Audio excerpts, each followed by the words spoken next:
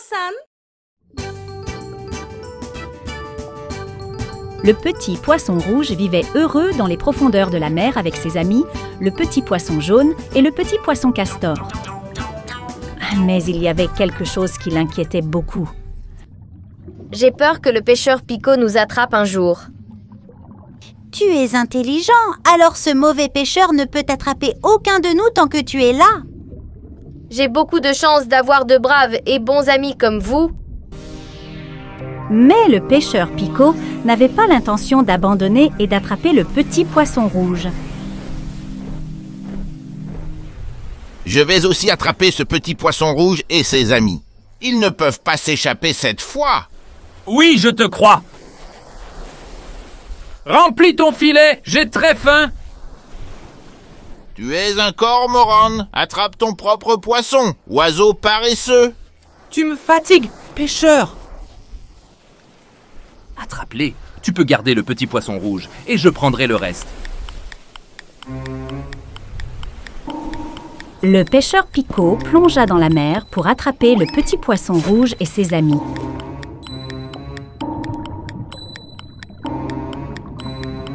Lorsque le petit poisson castor l'a vu, il a immédiatement informé le petit poisson rouge.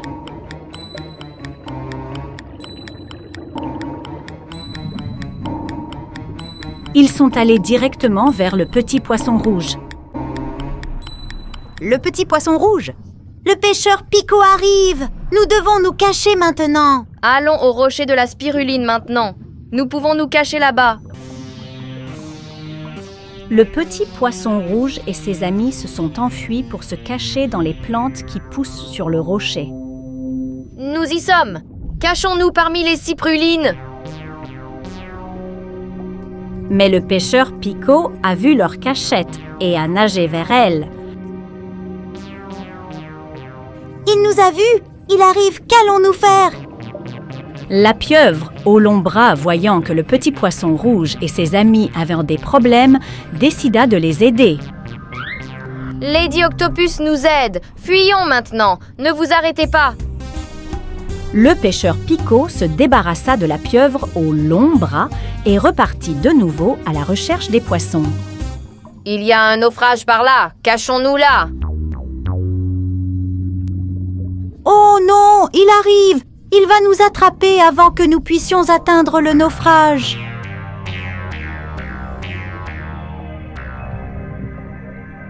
Hé, Madame Sèche, le pêcheur est à nos trousses.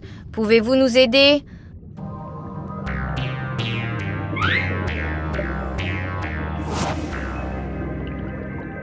Il ne peut pas nous voir. Dépêchez-vous, allons au naufrage. J'espère qu'il ne nous trouvera pas ici.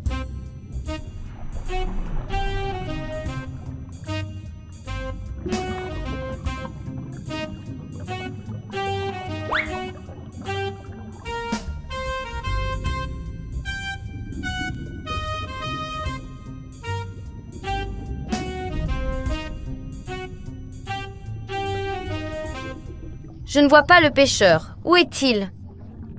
Peut-être qu'il a abandonné et est reparti. Je ne pense pas. Soyons prudents. Non, il nous a attrapés. Le petit poisson rouge et ses amis étaient tous effrayés pendant que le pêcheur Pico les tirait avec son filet. Aidez-nous! À l'aide! À l'aide! À l'aide!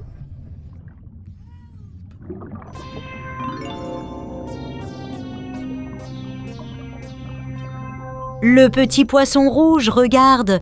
Il y a le poisson-ci. Je crois qu'elle vient nous aider. Dépêchez-vous, s'il vous plaît.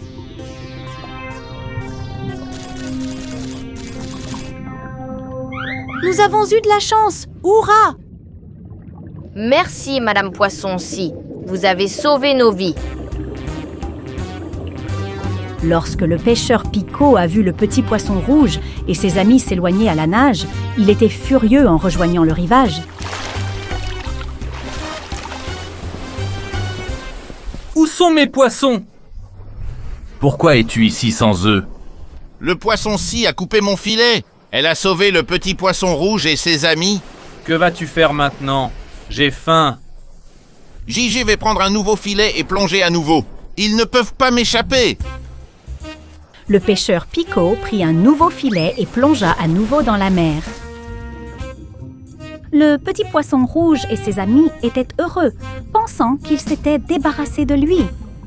Nous avons échappé au pêcheur avec l'aide de nos amis. Oh non, il est encore après nous. Il n'abandonne pas. Le petit poisson castor, réveille-toi. Suis-moi vite. Où allons-nous? Je connais un endroit où il ne nous trouvera pas si facilement. Des méduses. Écoutez, le méchant pêcheur veut nous attraper. Si vous le distrayez, nous pourrons nous échapper.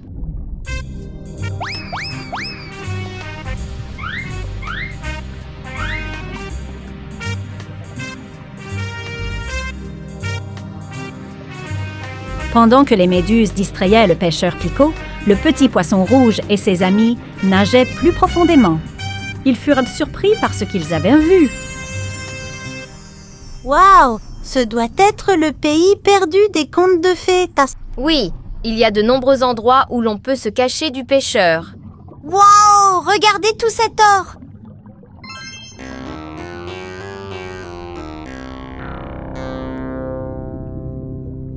Oh non, le pêcheur nous a encore trouvés.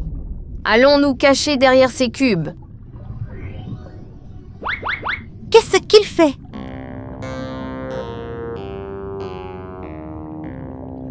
Il a arrêté de nous poursuivre. Il ramasse maintenant l'or. J'ai lu une fois que dans un conte de fées japonais, qu'il y a un géant qui protège le trésor de la terre perdue. Mais il n'y a pas de géant là-bas?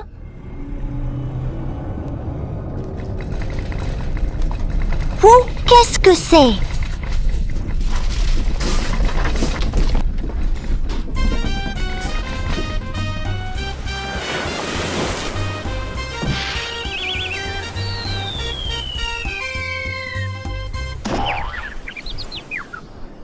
Et que vous est-il arrivé? Où sont les poissons? Va-t'en, stupide oiseau. D'accord, ne te fâche pas, j'ai juste demandé. J'ai trouvé la terre perdue en poursuivant les poissons. Il y a un trésor là-bas, mais cette stupide baleine ne m'a pas laissé le prendre. Peut-être que tu réussiras la prochaine fois. Tu ne me sers à rien, je suppose que je dois trouver mon propre poisson ou je vais mourir de faim.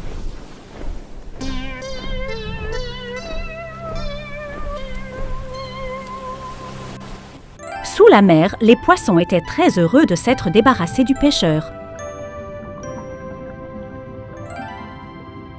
La baleine géante a donné une leçon au pêcheur. Il n'essaiera plus de voler ce qui ne lui appartient pas. Il nous aurait tous attrapés si tu ne nous avais pas amenés ici. Grâce à toi, le petit poisson, on s'est débarrassé de lui. Nous formons une équipe. Tant que nous sommes ensemble, le méchant pêcheur ne peut pas nous attraper.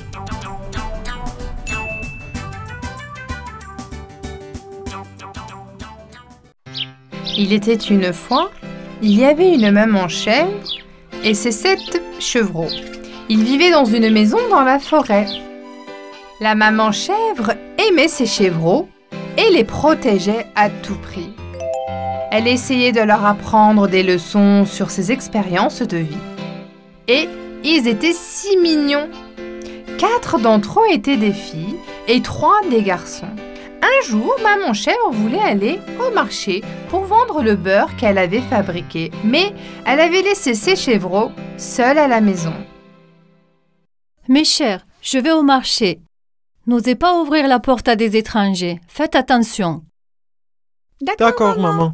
Quand tu viendras, montre-nous tes pieds. Si nous croyons que ce sont tes pieds, nous t'ouvrirons la porte. Mère chèvre est partie juste après avoir dit au revoir à tous ses enfants. Pendant ce temps, un loup perfide errait dans la forêt à la recherche d'une proie facile. Le loup était caché derrière un arbre, attendait patiemment que la mère de ses petits bouts quitte la maison. Dès qu'il est parti, il a frappé à leur porte. Il voulait profiter de cette occasion. Qui est-ce? Mes chers enfants, c'est moi, votre mère. Je vous ai apporté des fruits merveilleux et délicieux. Ouvrez la porte pour moi. Hé, attendez! Je connais cette voix. C'est la voix du loup. Rappelez-vous ce que maman a dit. Le loup a une voix grave. Oh mes chers, faites attention et ne faites pas d'erreur, ou le loup vous mangera tous.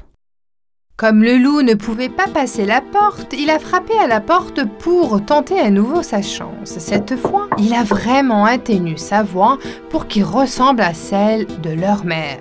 Mes chers chevreaux, je suis coincé dehors. Allez, ouvrez-moi la porte. Je suis si fatigué. Je vous ai acheté beaucoup de nourriture. Pourquoi faites-vous attendre votre mère dehors? Ça ressemble à ma mère, mais nous devons en être sûrs. Maman, s'il te plaît, allonge tes jambes pour passer sous la porte. Tu te souviens de ce qu'on a dit? Montre-nous nos petits pieds. Alors le loup étendit ses pieds. Bien sûr, après avoir vu les pieds sombres, les chèvres comprirent que c'était le loup. Bâton, Va-t'en, tu n'es pas notre mère. blanc que la neige. Nous n'ouvrirons pas la porte. Nous n'ouvrirons pas la porte. Le loup devint furieux. Il alla à la boulangerie et acheta un sac de farine. Il revint à la porte des enfants et courut ses pieds de farine. Ça devrait marcher maintenant. Je vais attraper les chevreaux.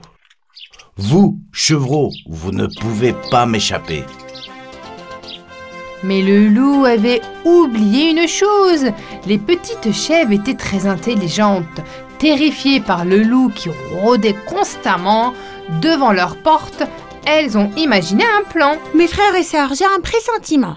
Je pense que ce loup ne va pas se laisser faire facilement et qu'il va essayer de nous tromper. Si ce loup rusé vient encore à notre porte, même si nous voyons des pattes blanches, nous regarderons sous la porte. Si c'est bien notre mère, nous reconnaîtrons son odeur, même derrière la porte. Les chevreaux se rassemblèrent et se murmurèrent le plan les uns aux autres. Ils avaient tous une tâche différente. Avec joie, le loup frappa à nouveau à la porte, les pieds blancs comme neige et couverts de farine. Cette fois, il était tellement sûr de pouvoir tromper les chevreaux. Les enfants, venez, je suis votre mère. Regardez ce que je vous ai acheté. Si vous ouvrez la porte, j'ai un cadeau pour vous tous. Voici mes pieds blancs comme neige. Regardez sous la porte. Vous avez vu? Vous avez vu mes pieds blancs comme neige? Quand les chevrons ont regardé attentivement les pieds, ils ont réalisé qu'ils étaient bien trop grands pour être ceux de leur mère. Oui, ils sont blancs, mais ils sont énormes. Les enfants, c'est encore le loup, pas notre mère. Allez, exécutons notre plan. D'accord, maman, je vais ouvrir la porte tout de suite. Comme prévu, chacun se cacha dans un endroit différent. L'un d'entre eux s'est caché sous la couverture, un sous le lit, un dans un placard, un dans le four et un autre derrière les rideaux. Et les uns d'entre eux est allé sur le toit. Sa tâche était là-haut. Leur plan se mettait parfaitement en place. Enfin, la petite chèvre qui savait que le moment était venu tira lentement sur la ficelle qu'elle avait attachée à la porte intérieure de la vieille grosse horloge du salon où elle était cachée et la porte s'ouvrit. La porte est ouverte, maman. Tu peux entrer maintenant. Le loup qui entra dans la maison fut choqué de la trouver vide. Il ne pouvait voir aucun chevreau nulle part. Soudain, il remarqua que quelque chose bougeait sous la couverture. Le loup s'y dirigea lentement en tentant les mains. Il a soulevé la couverture. Je t'ai eu petit. Pensais-tu pouvoir me tromper? Personne ne peut m'échapper. La grande sœur était celle qui trouvait sous la couverture. Dans sa main se trouvait une bouteille de poivre rouge épicé. Elle a tout jeté au visage du loup. Et le chevreau sous le lit a versé la bouteille de l'huile sur le pied de loup.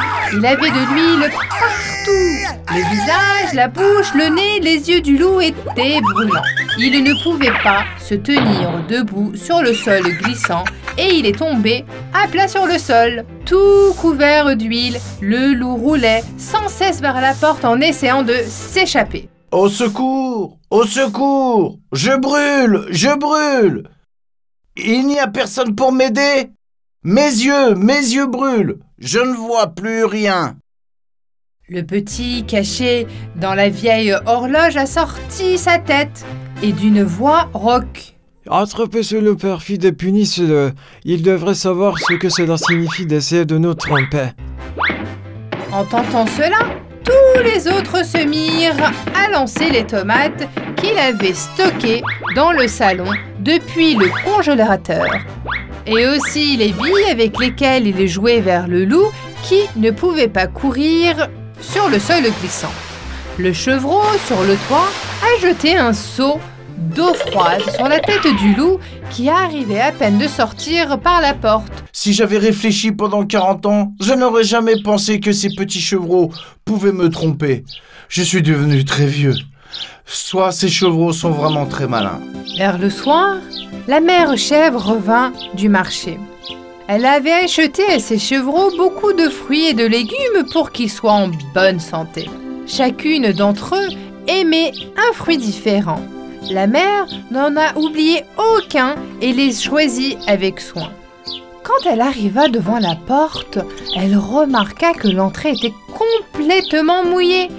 Elle leva les yeux et il n'y avait pas un nuage dans le ciel et il pleuvait pas. Elle frappa à la porte et appela les chevreaux.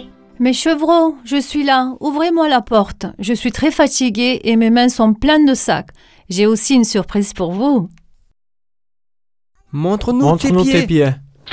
Mère chèvre entendit ses pieds sous la porte.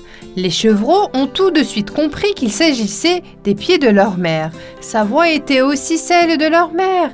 Ils ouvrirent la porte sans hésiter. Mère chèvre poussa un cri de choc en rentrant dans la maison. C'était un grand désordre. Des poivrons et des tomates étaient sur le sol et les meubles étaient éparpillés tout autour. Mère chèvre est terrifiée. Oh mon Dieu, qu'est-il arrivé à cette maison? Qu'est-ce que c'est? Il y a des tomates et des poivrons partout. Est-ce que ça va? Un par un, les chevreaux racontèrent à leur mère ce qui leur était arrivé. La mère était très triste, mais aussi très fière de ses enfants. Une fois de plus, il se rendit compte à quel point ils étaient intelligents. Plus tard, ils ont nettoyé leur maison tous ensemble. Ils ont mangé leur dîner. Mes petits malins, je vous aime tous tellement. Vous avez bien travaillé aujourd'hui. Vous avez agi ensemble et avez vécu le méchant loup. Je suis fière de vous. Je suis si heureuse d'être la mère de chevreaux si intelligents. Elle les a serrés dans ses bras et les a embrassés à tour de rôle. Le lendemain, ils allèrent tous à la police pour se plaindre du loup. Ils racontèrent à la police forestière tout ce qui s'était passé. Le policier forestier félicita les chevreaux pour leur encourager et leur intelligence. Il leur dit même que, s'ils le voulaient, ils pourraient devenir policiers forestiers quand ils seraient grands. Les chevreaux étaient très heureux d'entendre cela. Le loup fut attrapé et envoyé très loin. Il fut puni pour ne jamais revenir. Les 7 chevreaux vécurent heureux et se protégèrent les uns les autres comme leur mère leur avait appris. Il était une fois une petite fille qui vivait avec sa mère dans un village près de la forêt. Sa grand-mère lui avait fabriqué un chaperon rouge. Elle l'aimait tellement qu'elle le portait partout où elle allait. C'est pourquoi les gens du village l'appelaient le petit chaperon rouge. Un jour, le bûcheron qui vivait dans la forêt est venu à la maison du petit chaperon rouge pour leur dire que sa grand-mère était malade. Sa mère, qui a entendu cela, a préparé un médicament à partir de différentes herbes et a appelé le petit chaperon rouge. Ma chérie, j'ai préparé un médicament pour grand-mère. J'ai aussi préparé un repas sain à base de légumes pour elle. S'il te plaît, apporte-les-lui tout de suite. Ne t'éloigne pas, reste sur le chemin et ne parle pas aux étrangers, s'il te plaît. Oui, maman, grand-mère me manque tellement. S'il te plaît, mets-moi tout dans mon panier, je vais y aller tout de suite. N'oublie pas de lui dire qu'on l'aime tellement. D'accord, maman, bien sûr, je le ferai. Alors le petit chaperon rouge s'en alla. C'était une matinée ensoleillée. Il y avait des papillons qui volaient tout autour. Elle chantait et dansait parmi les papillons sur le chemin pour aller chez sa grand-mère. Les oiseaux chantaient dans la forêt. Elle tenait fermement le panier de nourriture et de médicaments que sa mère lui avait donné.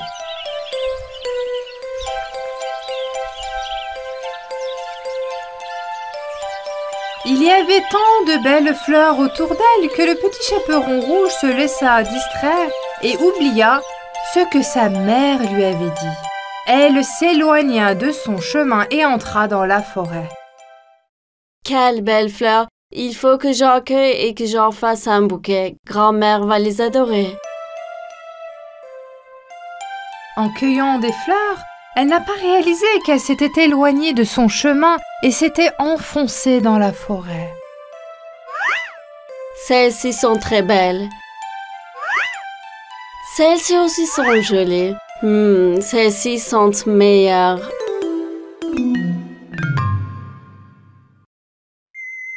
Oh, je crois que je suis perdue.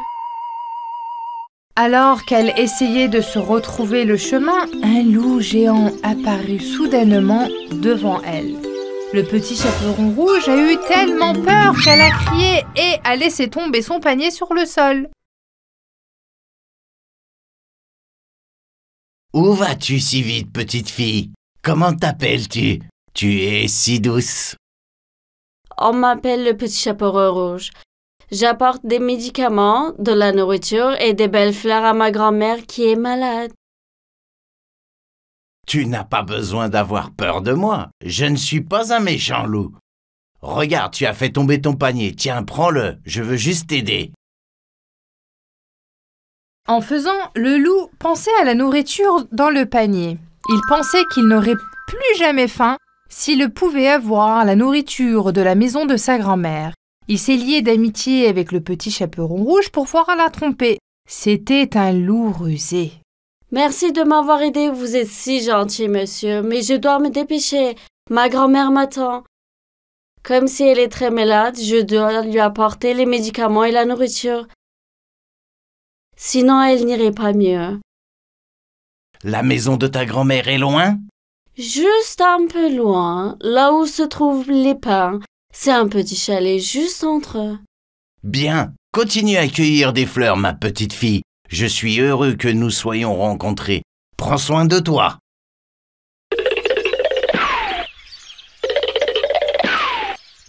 Une fois qu'il a appris où se trouvait la maison de la grand-mère, le loup s'est dépêché de prendre le raccourci vers la maison. La vieille dame demanda de l'extérieur quand le loup frappa à la porte. Qui est-ce? Ma chère petite fille, c'est toi?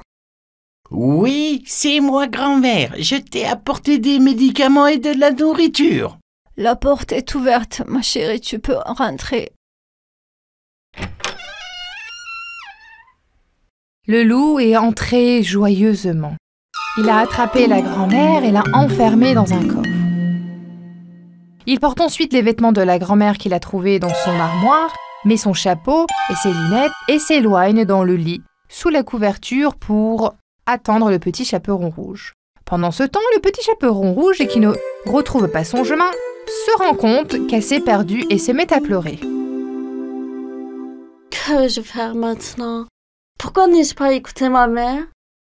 Elle m'a dit de rester sur le chemin.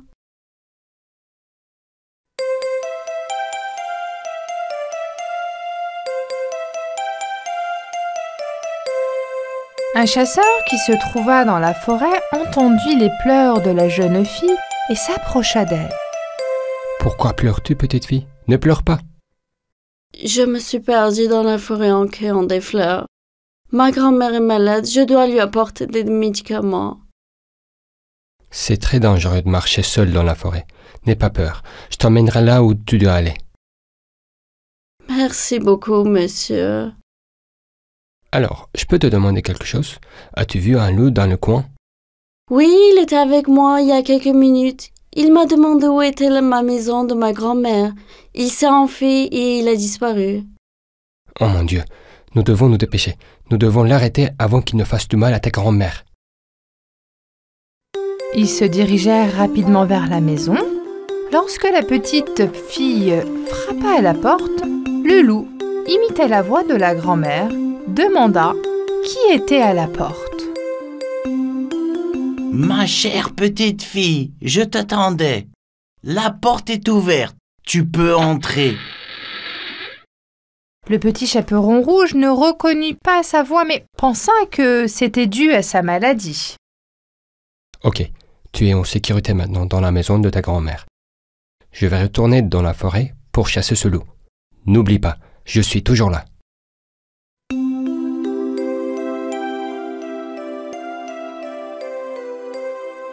Le petit chaperon rouge est entré et s'est assis près du lit, près du loup, et a demandé pourquoi. Il faisait si sombre à l'intérieur. Le loup avait tiré les rideaux. Le petit chaperon rouge était très surpris de voir que sa grand-mère avait un peu changé à cause de sa maladie. Oh, grand-mère, quelle grande oreille tu as! C'est pour mieux t'entendre, ma chérie. Oh, grand-mère, comment tu as des grands yeux! C'est pour mieux te voir. Oh, grand-mère, comme tu as des grandes mains! C'est pour mieux te serrer dans ses bras, ma chère petite. Et tes dents? Quelles dents pointues tu as?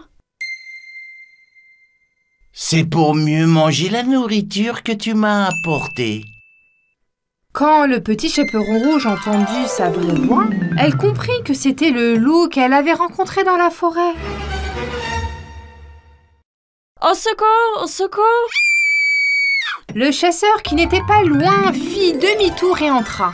Il frappa le loup à la tête avec un morceau de bois pour qu'il lâchât le petit chaperon rouge. Il attacha le loup et l'emmena loin de la forêt. Méchant loup, je t'ai enfin eu. La forêt serait désormais débarrassée de toi. Le chasseur a sauvé la grand-mère et l'a sortie du coffre. Le petit chaperon rouge, ça t'apprendra. Ne désobéis jamais à ta mère. Tout cela t'est arrivé à cause de ça.